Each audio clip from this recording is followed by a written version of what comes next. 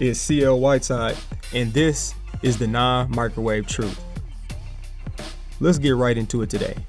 Our first world problem is, what fruit did Adam and Eve eat from the tree of knowledge of good and evil? People that aren't even Christians know the story of Adam and Eve and them eating a fruit from a tree.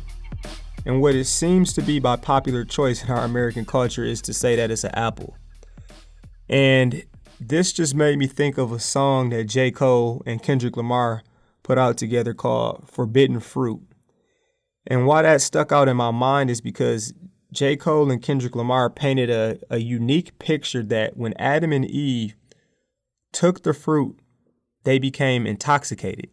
And of course, what fruit did they choose? They chose an apple, like most people would. But I don't think it was an apple. And I also don't agree with them having the fruit and then becoming intoxicated. In fact, I think it was the exact opposite.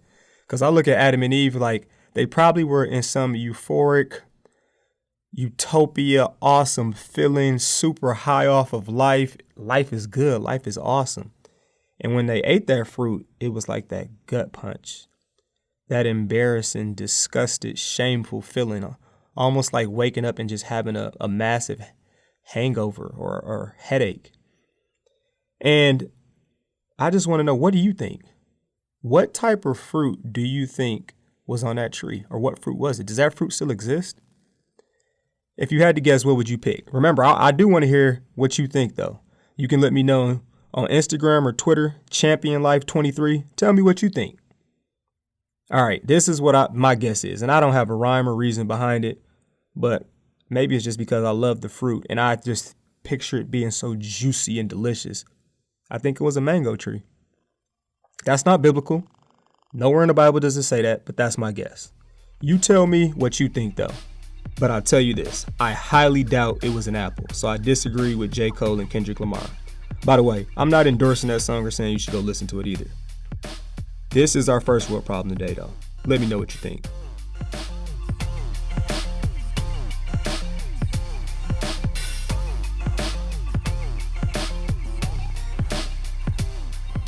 It's dinner time.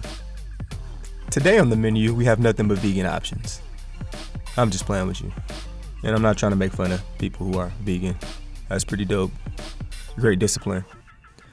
But I don't know if I've shared this with you or not, that I'm getting married. Or maybe when this even comes out, I'll already be married and newlywed.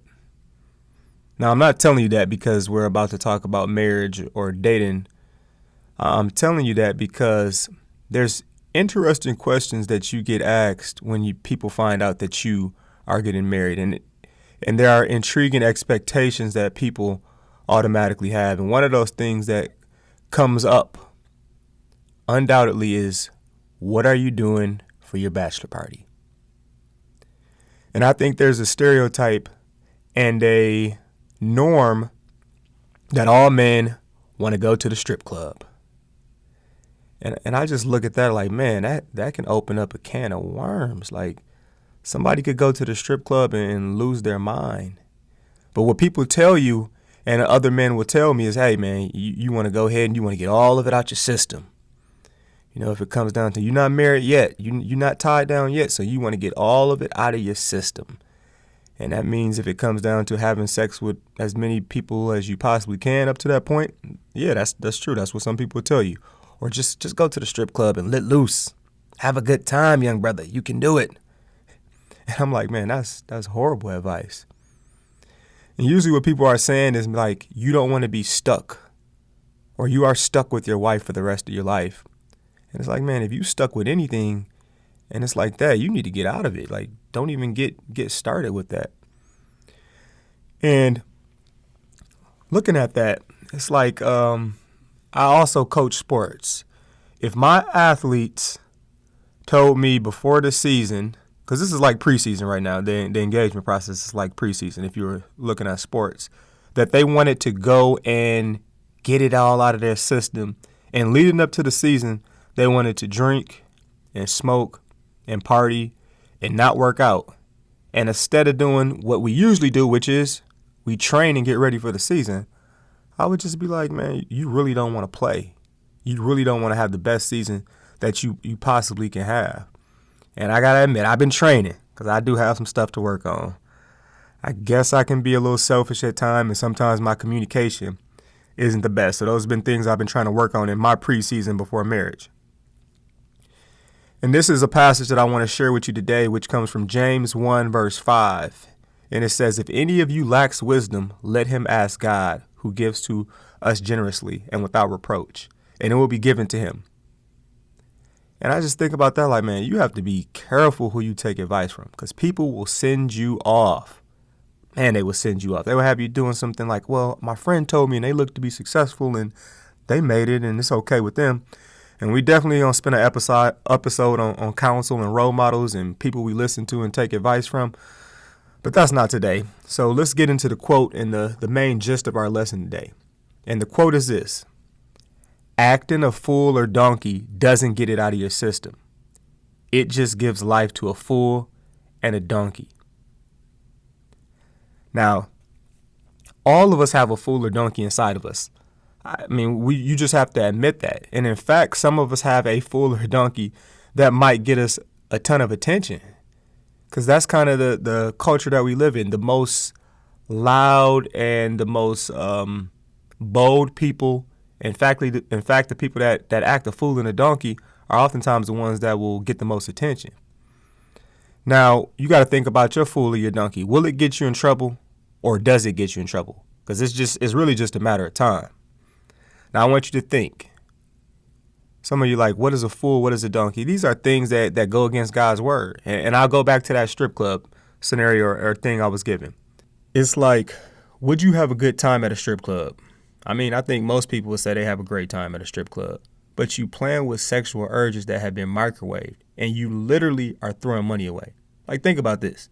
T-Pain made a whole song about falling in love with a stripper, and some people really do. What if I went to the club and fell in lust with one? I'd be starting my marriage off horribly then and bring even more baggage than I already have into a relationship, because my mind is drifting to that stripper in a microwave situation and not giving the filet mignon I have at home the proper attention and time to cook. That's playing with fire and giving life to that donkey. And this made me think about the book that Devon Franklin wrote, The Truth About Men. Definitely worth the time to check out. And it just talks about how, especially us men, have a dog in us. And it's kind of like, how are you going to train that dog? If you ever seen a dog and how they act, some dogs are just wild and out of control, and they jumping all over the place, and they constantly looking for immediate pleasure. And some dogs can be disciplined. And when their owner says move, they move. And for us, it's like our owner is God. And are we following him, or are we just a wild dog that has no training and doesn't know what's going on? And we are kind of like the culture that's also, after this time, I'll stop. You know, after this time, this is going to be my last time telling somebody off. And then we get on that phone and we start posting on social media, or we get behind the screen and we start sending that email. And before we know it, that one last email, that one last text, that one last post is just another cycle of posts or texts or emails where we're telling somebody off. Or, you know what, man, I promise, this is my last time smoking. I'm done smoking after this time. In fact, you've probably been a couple weeks without smoking, and I'm done smoking now.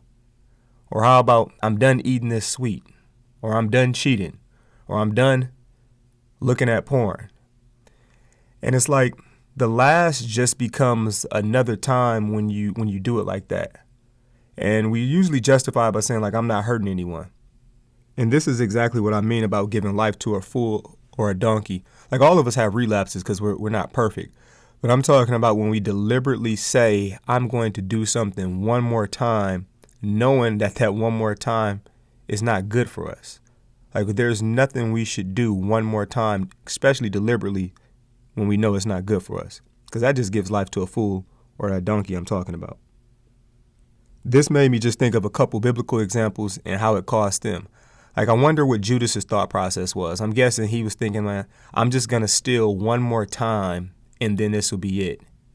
And then that ended up making him enter a cycle that he shouldn't have never entered. Or when you look at Lot is in Genesis 19. You might want to check that out sometime. Lot's wife saying, I just have to look back at this city one more time, and how that caused her to be a pillar of salt. And I got a real life example where people are like, man, I'm going to smoke one more time, or by this date, I'm going to be done smoking. And then all of a sudden that the job that they've been looking for and they want it is open, and they like, yeah, I can't even apply now, or I'm afraid to apply because I can't pass the drug test. That one more time is trying to microwave something that shouldn't be microwaved. Like, that should be thawed out, and don't mess it up in the microwave. When it's deliberately done, it's like you're giving life to something that's dormant, that's in a deep sleep. It's like a fire that's about to die, and every time we do that one more time, you put gas on it, and it rises again. And I'm talking about myself too. And I just look at that like it's anything you can stop or you don't do for extended periods of time, you can be in control of. And you just got to be careful of that. And I look at myself, it's like I drink. Can I go a couple weeks without drinking? Can I go a few weeks? Can I go a month without drinking? It's something that I have to do to make sure that I'm still in control. And I think social media is the same thing too. Every once in a while, I'm giving myself a social media cleanse where, all right, I'm not going on Snapchat, or I'm not going on Twitter, or I'm not going on Instagram. And people always say, well, I can do it if I want to. Well, have you ever done it though? Have you ever literally said, I'm not going on it, and then actually done it? A lot of times I hear people say, I could do it if I wanted to, but I just don't want to. Well, then how do you really know who's in control then? Maybe that social media app is in control and you don't even know it. Or maybe that whatever is in control and you don't even know it unless you actually stop it for an extended period of time. And some things should be stopped altogether, point blank, period. It shouldn't be something that we constantly go back to and do an extended period of time. Especially, I think about just like eating habits. Some eating habits should automatically be done, and we shouldn't even flirt with the temptation. And I know it's always that thing where we all want to let loose at times. But for some of us, and I know I'm guilty of this, letting loose and acting a fool doesn't look any different. Like someone couldn't tell the difference. And we get enamored by, man, I just want to have a good time, that it cost us. And what does it cost us at times is what we might be in denial about. And we're giving life to that fool or that donkey. Like the struggle is real. Like no one wants to be like Judas and get to a point where they're continuously stealing, or like Lot's wife, where she had to take one more look. And I think no one is like, hey, I want to get addicted to porn, or I want to get addicted to drugs. And it's just more so, it's probably that one more time mentality that we all have at different times. And we want to believe that we can stop when we want to, or stop when we think it'll get brought to the light. But it's like, why play with fire? Why go walk on thin ice and you know it's springtime? Even though people are cheering you on and it's awesome when people dare you to do something and you're getting that love and that attention, it's like, why? Who is it going to cost in the long run? It's going to cost you. It's going to cost me. The reason this has been on my mind or on my heart is because I see people's lives getting destroyed. It's just not good. And it's all because they gave into that fool or that donkey that's inside of them.